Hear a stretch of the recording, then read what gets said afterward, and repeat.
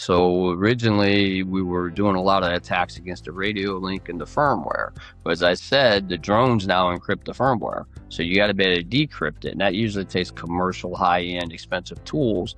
And some of the latest drones that we've worked with, even the high-end commercial tools are having a hard time decrypting that firmware. So it's kind of evolved over time. That said, if you have the non-RF drone, then you have a even harder maybe you can detect it on radar, but in most cases it's a camera type of thing that will actually see it and you pick it up on camera, but there's no signal for you to really attack. So what do you got to do? Well, we call it a soft kill.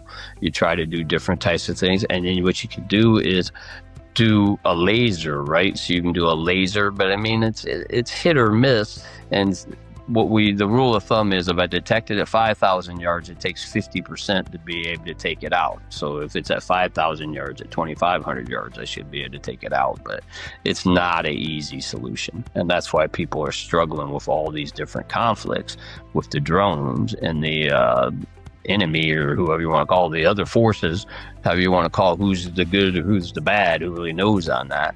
But the other forces that are finding out that the drones are so difficult. I read a statistic, and I know I haven't validated it, but 90% of all the casualties in the Russia-Ukraine conflict are all drone inflicted. So that's a huge statistic if you look at that, even if it's not 100% true. Anything close to that is a concern. So that's what we've discovered is people don't know how to deal with drones to this day, even though in 2017 is when we did all the Army research, but we didn't learn a lot in that 9 years, obviously, because we're in a conflict and we're struggling with drones as well. So yeah, you can shoot $1 million missile at a drone, but if it's $100 drone and you waste $1 million on it, it's probably not a good decision. But that's kind of what we got today. We got these little missiles, as I said. That's what they decided on to develop after we'd argued. Because in most cases, it's probably a net or a swarm. A swarm's another thing as well. Is probably one of the best defenses against it. And you start seeing people, even in Ukraine, they've started trying to protect some of the high-value areas and putting up a mesh net.